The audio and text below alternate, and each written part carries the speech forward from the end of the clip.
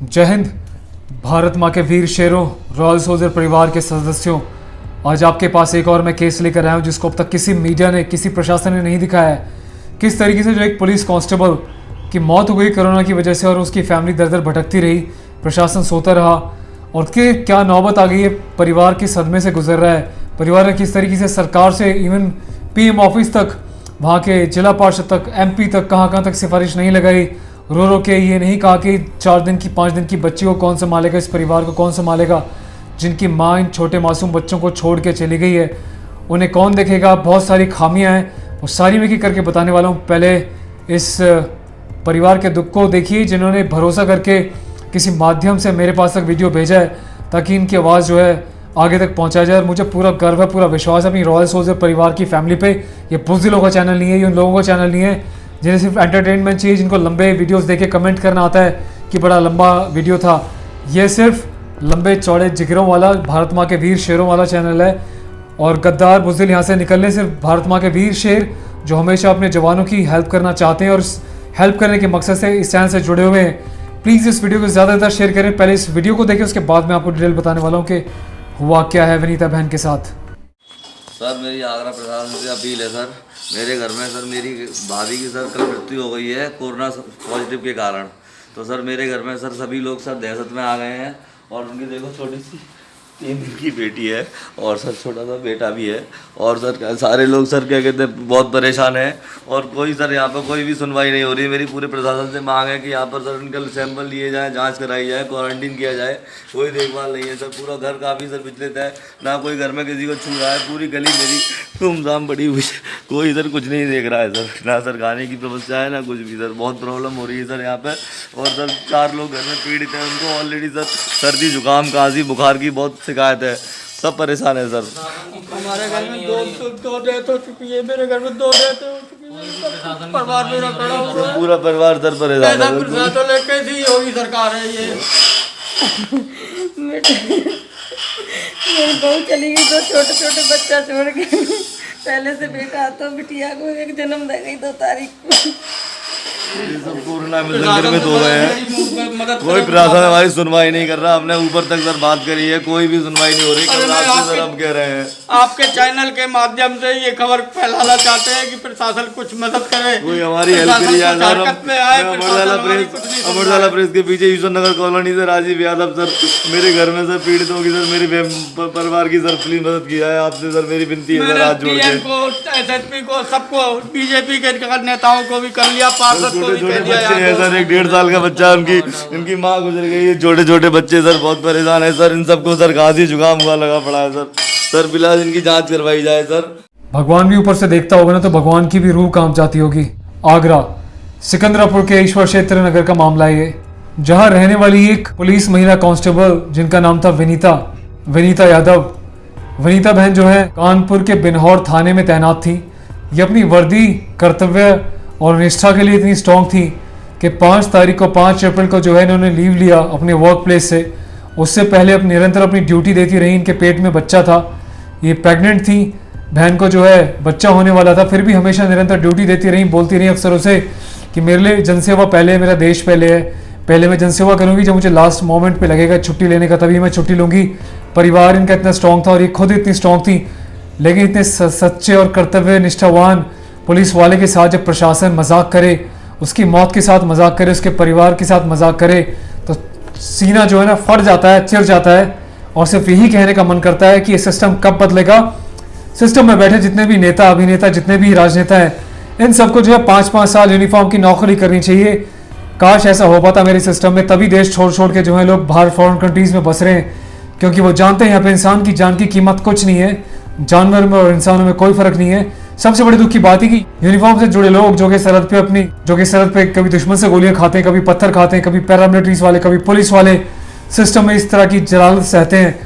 और जब उनको बदले में कुछ देने का मौका आता है तो प्रशासन जो है चुप्पी तान के, चादर ओढ़ के किसी कोने में छुप जाता है, तमाशा देखते रहता है इनकी मौत का, इनके मरने का। ऐसा क्यों होता है मेरे देश में, मेरे भारत में, मेरे हिंदुस्तान में?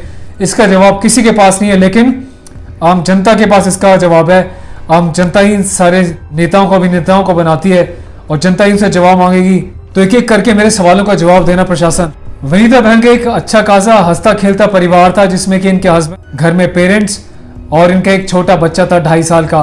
उसके बाद जो है इनको बड़ी उम्मीद थी कि मेरे परिवार पूरा हो जाएगा। इनको बेटी की बड़ी चाह थी।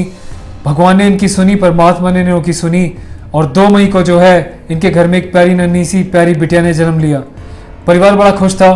जब एडमिशन फॉर्मेलिटीज़ के लिए गए थे, डॉक्टर ने बोला कि पहले जो है वनीता का कोरोना का टेस्ट होगा, पता लगेगी इनको कोरोना तो नहीं है। मैं जानना चाहता हूँ, ये पूछना चाहता हूँ हॉस्पिटल प्रशासन से, एसएन मेडिकल कॉलेज से मेरा एक बहुत बड़ा क्वेश्चन ये है, सबसे बड़ा सवालिया निशान जो है इस अस्पताल के ऊपर है। एसएन मेडिकल कॉलेज जहाँ पे वनीता बहन का ट्रीटमेंट शुरू से चल रहा था, और एक मंदबुद्धि एक बेवकूफ़ भी जानता है कि बच्चा होने से पहले रेगुलर ट्रीटमेंट चलता है किसी भी अस्पताल में, रूटीन चेकअप्स होते हैं, उनका ट्रीटमेंट होता है। कोरोना की खबर तो बहुत पहले से थी, समय रहते हुए इनका जो है कोरोना टेस्ट क्यों नहीं कराया गया? क्यों सेम डे जब डिलीवरी होने वाली हुई उस दिन ही क्यों आंखें खोली प्रशासन की, सिस्टम की, हॉस्पिटल की कि उनका कोरोना का टेस्ट कराया जाए, क्या वो पॉजिटिव तो नहीं है? इस बात को हॉस्पिटल बहुत अच्छे से जानता है, गायनिक हॉस्पिटल के मेडिकल सिस्टम बहुत अच्छे से जानता है कि जब भी किसी महिला को बच्चा होता है तो बेचारी बहुत बड़े पेन से गुजरती है, उसमें उसके शरीर में बहुत बड़ी कमजोरी आ जाती है।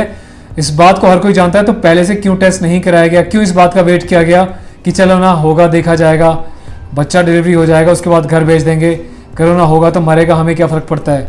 2 तारीख को सेम डे जब बहन को बच्चा हुआ, बेटिया ने जन्म लिया इनकी, उसी दिन जो है इनका कोरोना का टेस्ट किया गया। और सबसे बड़ी दुख की बात है कि सेम डे इनको डिस्चार्ज कर दिया गया कि चलो ठीक है, सब कुछ नॉर्मल हो गया, नॉर्मल डिलीवरी हो गई, घर ले जाइए।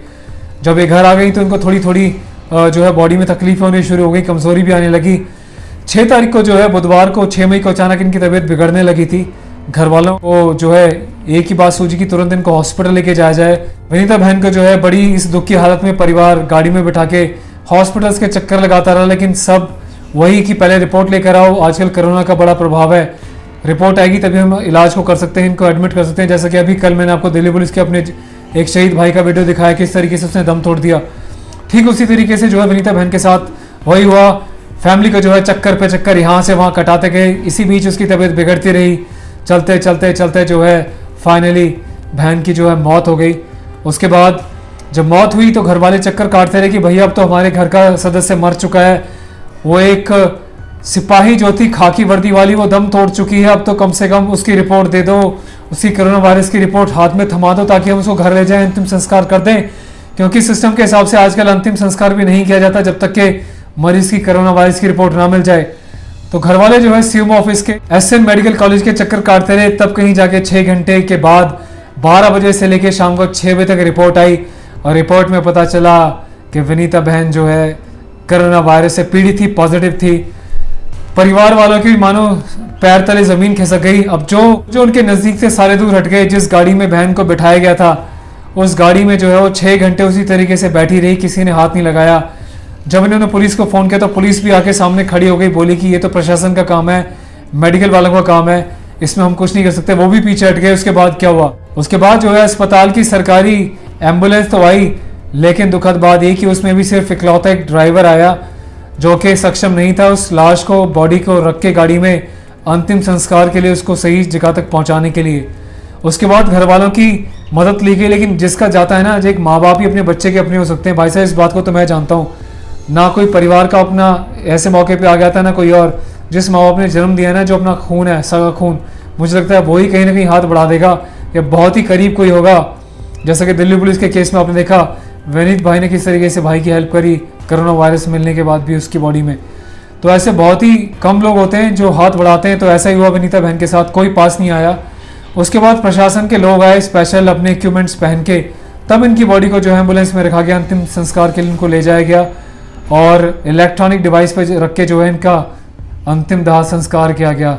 तो पूरे साइकिल में, पूरे चैप्टर में घूम के वही बात आती है कि प्रशासन कहाँ सो रहा होता है। प्रशासन को जो है पीएम फंड में इतनी हम लोग जो है जनता सपोर्ट करिए, यूएन से इतना सारा फंड आ रहा है, क्यों ग्रास रूट रिपोर्टिंग मीडिया नहीं दिखा रहा है एक्चुअल में ये लोग जो है बदहाल हैं? क्यों अब तक उस परिवार की फैमिली का कोरोना का टेस्ट नहीं कराया गया है? क्यों उसकी लोकेलिटी का आसपास के लोगों का कोरोना टेस्ट नहीं कराया गया है? सिस्टम कहाँ के मुँह सो रहा है, कहाँ चादर ओढ़ के सो रहा है?